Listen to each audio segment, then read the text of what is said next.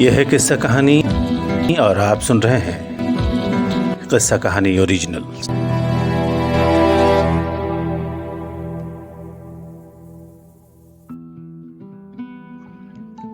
नमस्कार, यह है फलक की कहानियों का अद्भुत संसार। किस्सा कहानी, कहानियां जिनमें हम लिखते हैं खुद को। मैं हूं डॉक्टर सोनिल सिंह, लेकर आई हूं किस्सा कहानी ओरिजिनल्स में अपनी ही लिखी एक कहानी, जिसका 7वां भाग आज आप मुझसे सुनेंगे। पिछले भाग यानी छठे भाग में आपने सुना नया मेहमान, जहां प्रेमा और प्रहलाद के जीवन में उनका दूसरा बच्चा जन्म ले चुका है, लेकिन प्राची, वो छोटी सी बच्ची, अपनी माँ से नाराज है। गुस्सा और नाराजगी क्या मोड़ लेती है, ये जानते हैं इस भाग में, जो आपको सुनाने जा रही हूं मैं। तो बढ़ते हैं कहानी के 7वें भाग की तरफ, जिसे मैंने शीर्षक दिया है समझदारी। प्राची तो सो चुकी थी, लेकिन प्रेमा के मन में आत्मग्लानि भरी हुई थी। बच्ची को मारना, वो भी पहली बार। आज से पहले कभी प्रेमा ने प्राची पर हाथ नहीं उठाया था। समझा भी तो सकती थी ना प्रेमा। कल सुबह ही माफी मांग लूंगी, प्राची का पसंदीदा हलवा भी बनाऊंगी। प्रेमा ने अपने मन में बात सोची और सोचकर सो गई। सुबह प्राची जल्दी जाग गई थी, तैयार भी खुद ब खुद ही हो गई थी। उसने आज अपनी माँ को एक बार भी नहीं जगाया, ना परेशान किया। प्रहलाद के जगाने पर ही प्रेमा की नींद खुली। अरे, प्राची तैयार हो गई? पापा कराए, यहाँ आओ। प्राची दूर से ही टुकुर टुकुर अपनी माँ को देखती रही। आना बेटा, माफ नहीं करेगी अपनी माँ को। प्राची अपनी जगह से हिली भी नहीं।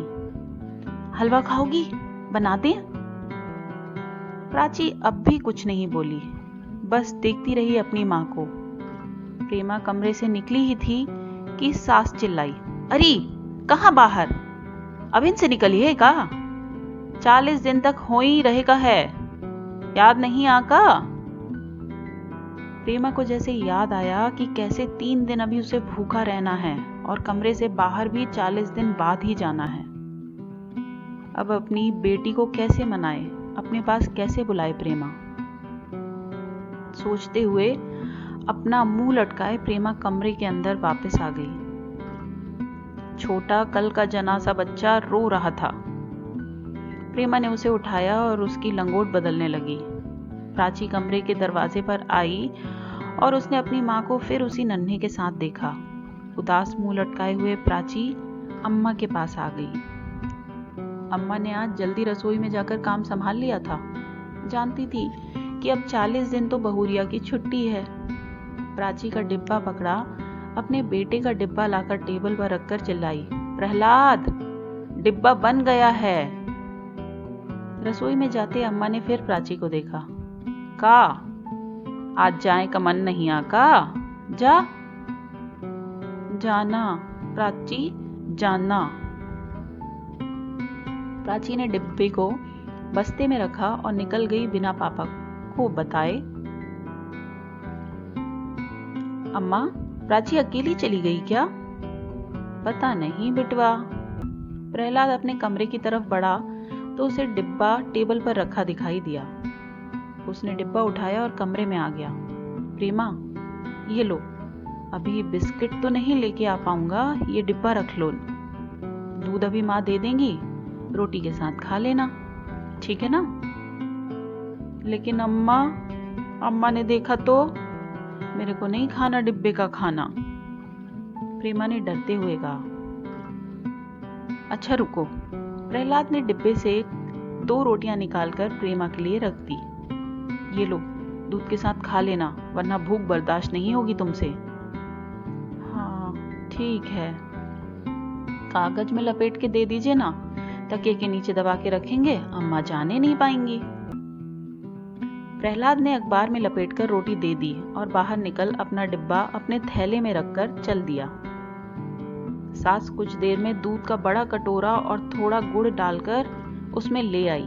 कमरे के बाहर ही रखकर बोली, प्रेमा दूध पी लेना, अभी आती होगी नाउन तो मालिश आज से शुरू हो जाई। हाँ अम्मा ठीक है। प्रेमा दूध ले आई और रोटी को दूध में भिगोकर उसने खा लिया। खाने के बाद प्रेमा को नींद आने लगी। बच्चे के बगल में ही प्रेमा लेट गई और कब सो गई पता नहीं। सुंदर सी प्रेमा की रंग सूरत सब कितना बदल गया था। जब आई थी तब नन्ही सी थी, अब देखो तो 2 बच्चों की अम्मा हो गई है। शरीर पहले से अधिक बढ़ गया है और भर भी गया है। अपने बच्चे को निहारती प्रेमा के दिमाग में बहुत से नाम चल रहे थे। प्राची का भाई प्रेम नहीं, प्रेम तो बहुत पुराना हो गया। प्रणव अच्छा रहेगा। आज नाम रखेंगे तुम्हारा, ठीक है लल्ला? देखना तुम्हारे पापा को भी पसंद आएगा प्रणव। प्रेमा की पलकें और भारी होने लगी। नाउन आ गई और उसने बच्चे को उठा उसकी मालिश कर दी। बच्चा पहले तो ज्यादा रोया नहीं। पानी से पोंछते ही बच्चे ने रोना शुरू किया और प्रेमा की नींद खुल गई। अपना कब आयन? सोले ही बहुरानी, अब कहाँ टेम मिली सोए का? एहन के खातिर तो उठाए नहीं रहन। लिया पिला बाई ही, हम आई थे तोहार खातिर सूती साड़ी लेके। हाँ नाउन चाची। प्रेमा ने अपने बेटे को देखा, कितनी जरा सी जान, अभी ठीक से चिल्लाकर रो भी नहीं पा रहा था, बस कूं कूं की आवाज ही आ रही थी। प्रेमा को उस पर बहुत लाड़ आ रहा था। दूध पीते ही सो गया था छोटू सा लल्ला। नाउन वापस आ गई। सुला ली हो? हाँ आबा, अब तुम्हार मालिश करी। एक बड़ी सी दरी पर प्रेमा जाकर लेट गई। गरम सरसों के तेल से नाउन ने अच्छे से सिर पर ठोक दिया। पैर, कमर, हाथ, गर्दन और पेट की भी अच्छे से मालिश कर दी। सूती साड़ी को कसकर प्रेमा के पेट पर बांध दिया। यह बढ़िया रहा, बेटा हुई गवा। अब एक और लल्ला हो जाए तो सही। एक और काहे नाउन चाची, एक और काहे? अरे 2 बेटा तो रहे कम से कम। प्राची के पापा अकेले न हो हैं? कहाँ बहुरिया, तुहार सास के 4 लल्ला रहे, कोनो जियते न रहा, यहो बड़े भाग से बचा रहा। 4 बच्चे? कम उम्र में ब्याह ही रही सास तुहार, बच्चों कम उम्र में होए रहन, बचते न रहन, सब झाड़ फूक कराए रही तुम्हार सास, कोनो कुछ खिला देत रहो बिटवन का।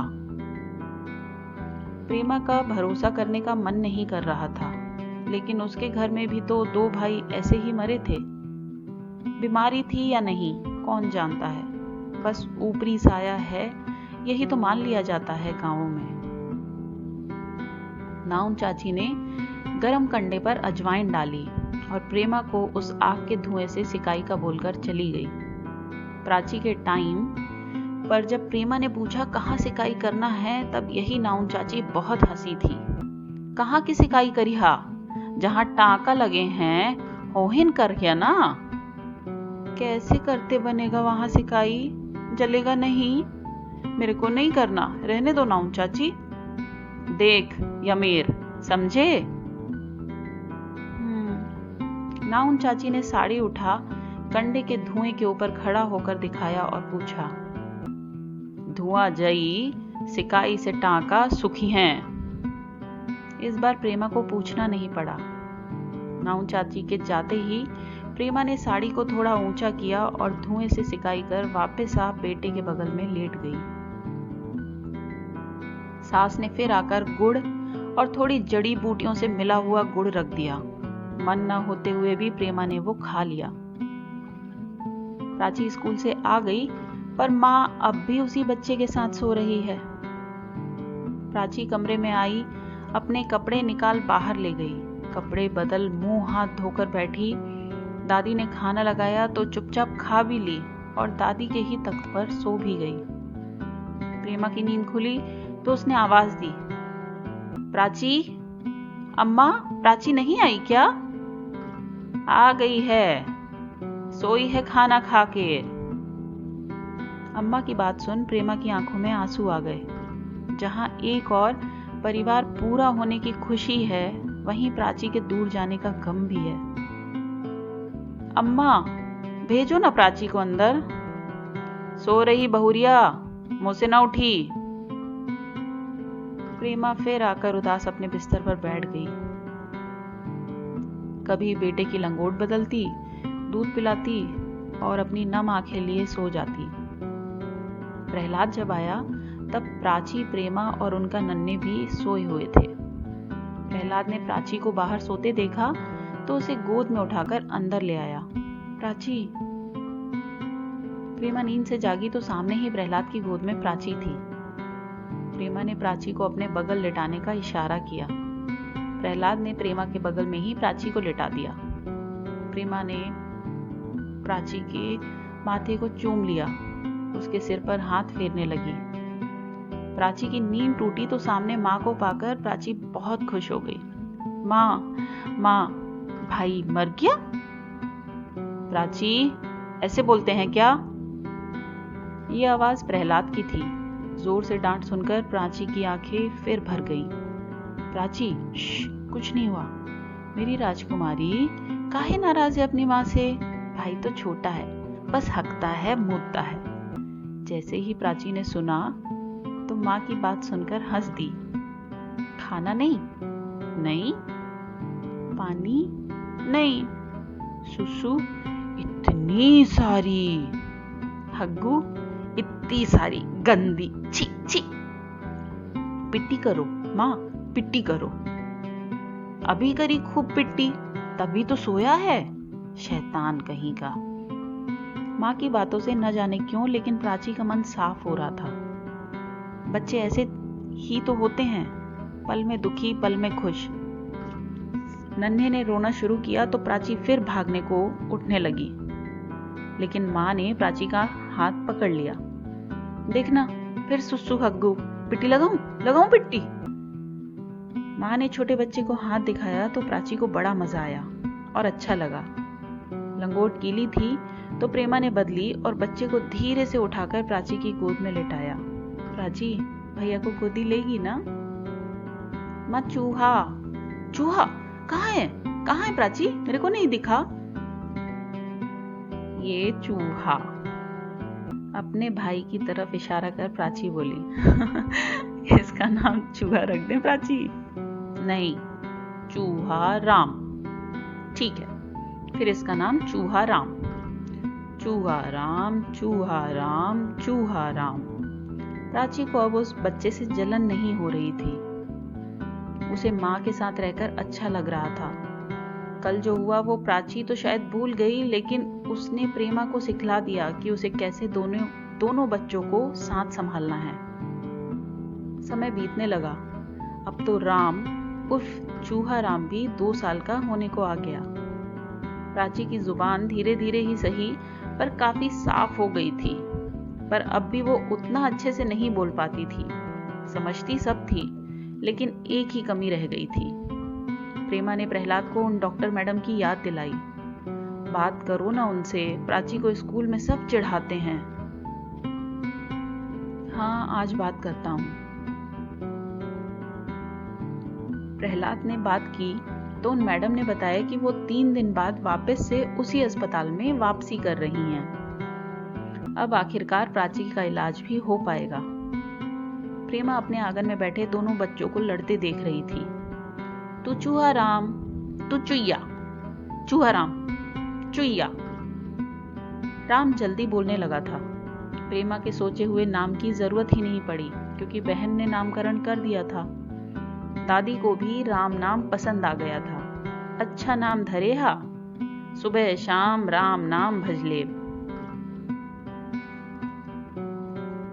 ये था इस कहानी का 7वां भाग, समझदारी। समझदारी से ही तो प्रेमा ने राम और प्राची के बीच सामंजस्य बैठा लिया था। मिलते हैं अगले भाग में जल्दी ही। तब तक कहानी सुनते रहिए, कमेंट्स के जरिए प्यार और कमियां बताते रहिए। किस्सा कहानी ओरिजिनल्स में इस कहानी को सुनने के लिए आपका धन्यवाद।